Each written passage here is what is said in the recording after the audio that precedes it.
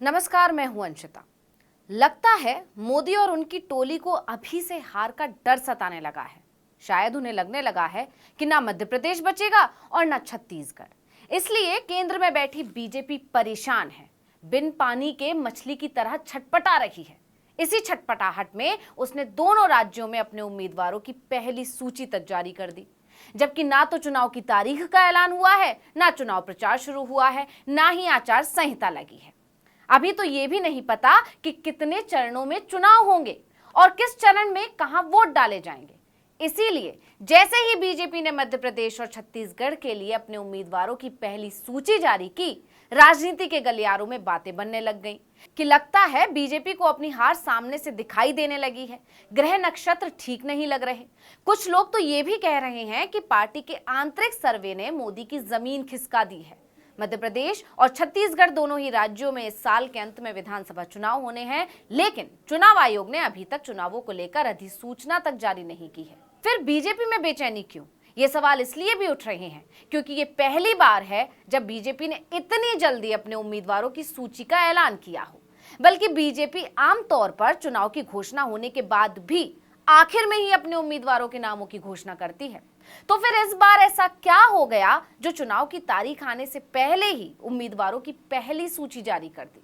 यही मुख्य सवाल है जिस पर हम इस वीडियो में बात करेंगे। तो क्या बीजेपी डर गई है? क्या वो समझ चुकी है कि इस बार मुकाबला ज्यादा कठिन है? क्या कांग्रेस बीजेपी पर भारी पड़ रही है? इस समय हर तरफ यही चर्चा हो रही है क्योंकि 17 अगस्त को अचानक से बीजेपी ने मध्य प्रदेश की 230 सीटों में से 39 उम्मीदवारों और छत्तीसगढ़ में 90 में से 21 सीटों के लिए उम्मीदवारों की पहली सूची जारी कर दी। इस बात की इतनी चर्चा इसलिए भी हो रही है क्योंकि ठीक एक दिन पहले यानी 16 अगस्त को दिल्ली में केंद्रीय चुनाव समिति की बैठक हुई थी। उसके बाद अचानक से ये घोषणा, सोचने वाली बात तो है। अच्छा, कई लोग इसे नया रिवाज, नई परंपरा, नई पहल बताकर बीजेपी के डर को छिपाने की अच्छी कोशिश कर रहे हैं, लेकिन वहीं कुछ राजनीतिक जानकारों का दावा है कि मध्य प्रदेश और छत्तीसगढ़ में बीजेपी को अपनी नैया डूबती हुई दिख रही है। तो चलिए अब बीजेपी के इस डर की वजह को समझते हैं, इस लिस्ट के पीछे की रणनीति को समझते हैं और सबसे अहम और महत्वपूर्ण सवाल कि लिस्ट के जरिए बीजेपी किसे साध रही है। तो सबसे पहले बात करेंगे मध्य प्रदेश की, जहां अभी बीजेपी की सरकार है। हाँ, ये बात अलग है कि ये छीनी हुई सरकार है और ये ही बीजेपी के डर की सबसे बड़ी वजह है। इसके अलावा कांग्रेस का बढ़ता दबदबा भी एक वजह है। बीजेपी जानती है कि राज्य की जनता की पहली पसंद कांग्रेस ही थी, इसीलिए पिछले चुनावों में जनता ने उसे चुना था। ऐसे में इस बार भी कांग्रेस के जीतने की संभावना ज्यादा है। इसके अलावा भारत जोड़ो यात्रा, राहुल गांधी की बढ़ती लोकप्रियता, कर्नाटक चुनाव में कांग्रेस को मिली जबरदस्त जीत से भी बीजेपी के माथे पर चिंता की लकीरें हैं। कांग्रेस जिस तरह से राज्य में भ्रष्टाचार के मुद्दे को उठा रही है, इससे भी बीजेपी बौखलाई हुई है। आपको याद भी होगा, प्रियंका गांधी ने बस एक ट्वीट किया था और उनके खिलाफ 41 जिलों में एफआईआर दर्ज हो गई थी। अब बीजेपी ने ये लिस्ट जारी करके पार्टी के डर को जग जाहिर कर दिया है। अब चलिए इस लिस्ट पर गौर करते हैं और बारीकी से समझते हैं कि लिस्ट बीजेपी की किस रणनीति की तरफ इशारा कर रही है और पहली लिस्ट में किस जाति पर फोकस किया गया है।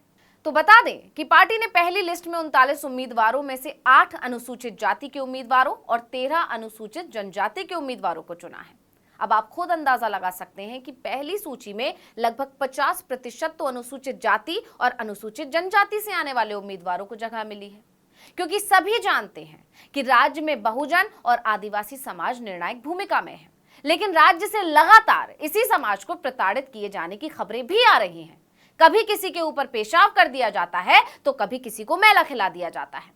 इन घटनाओं ने बीजेपी की छवि खराब कर दी। नतीजा, डैमेज कंट्रोल करने के लिए सीएम शिवराज ने आदिवासी के पैर धोए। अब इसी समाज के लोगों को साधने के लिए पहली लिस्ट में अनुसूचित जाति और अनुसूचित जनजाति के लोगों को जगह दी गई है। सिर्फ यही नहीं, ये सभी वो सीटें हैं जहां अभी कांग्रेस का कब्जा है, बल्कि ज्यादातर तो वो सीटें हैं जहां बीजेपी लगातार 2 बार से चुनाव हार रही है। इस बार भी हारने का डर है, इसलिए बीजेपी ने जल्दी उम्मीदवारों के नामों की घोषणा कर दी है, जिससे उम्मीदवारों को चुनाव प्रचार करने का ज्यादा से ज्यादा समय मिल सके। अब ये तो हुई मध्य प्रदेश की बात, अब बात करेंगे छत्तीसगढ़ की। यहाँ तो अभी कांग्रेस की ही सरकार है, इसलिए इस राज्य में तो बीजेपी की सांसें पहले ही फूल रही हैं। लेकिन कोशिश तो करनी है, इसलिए राज्य की 21 सीटों पर उम्मीदवारों की घोषणा हुई है। यहां भी पार्टी उन सीटों पर ध्यान केंद्रित कर रही है जहां पार्टी पिछले यानी कि 2018 के विधानसभा चुनाव में बड़े अंतर से हारी थी, या फिर जहां पार्टी को कभी जीत हासिल ही नहीं हुई। इसके अलावा चुनाव घोषित होने से पहले लिस्ट जारी करने के पीछे की मुख्य वजह जो समझ में आ रही है वो ये है कि इससे पार्टी को बगावत रोकने या उस पर काम करने के लिए ज्यादा समय मिल जाएगा। आलाकमान चुनावों से बहुत पहले ही पार्टी के अंतर्कलह को भांप लेना चाहता है ताकि उन्हें समय से पहले पहचाना और हल किया जा सके। आप जानते ही हैं, लिस्ट जारी होने के बाद बगावत होना आम बात है। जिन लोगों को टिकट नहीं मिलता वो बगावत करते हैं, जिससे राजनीतिक दलों को नुकसान होता है। इसलिए इस बार बीजेपी ने पहले ही नामों का ऐलान कर दिया, क्योंकि इस अंदरूनी कलह और बगावत का ही नतीजा था कि पार्टी हिमाचल चुनाव हार गई थी। वहीं मध्य प्रदेश में बहुजन समाज से आने वालों को इसलिए भी लिस्ट में जगह दी गई है क्योंकि इनकी नजरअंदाजी पार्टी को कर्नाटक में भारी पड़ चुकी है। दोनों ही जगह कांग्रेस ने बाजी मारी, इसलिए बीजेपी आगामी चुनावों में फूंक फूंक कर कदम रख रही है, क्योंकि इस बात से कोई अनजान नहीं है कि धीरे धीरे कांग्रेस का ग्राफ बढ़ रहा है। यही नहीं, मोदी की लोकप्रियता का ग्राफ भी नीचे आ रहा है। पार्टी में बगावत की एक बड़ी वजह यह भी है कि कार्यकर्ताओं और नेताओं का भरोसा पार्टी नेतृत्व से उठ रहा है, जिससे बीजेपी को नुकसान हुआ है। चलिए अब ये भी जान लीजिए कि पिछले चुनावों में इन राज्यों में बीजेपी की क्या स्थिति रही थी। तो आपको बता दें कि 2018 के राज्य चुनावों में बीजेपी ने छत्तीसगढ़ और मध्य प्रदेश दोनों में सत्ता खो दी थी। हालांकि 1 साल से ज्यादा समय के बाद उसने सेंधमारी की और मध्य प्रदेश की कुर्सी हथिया ली। वहीं बीजेपी ने छत्तीसगढ़ विधानसभा की 90 सीटों में से केवल 15 सीटें जीती थी, जबकि कांग्रेस को 68 सीटें मिली थी। मतलब बीजेपी का सूपड़ा साफ हो गया था।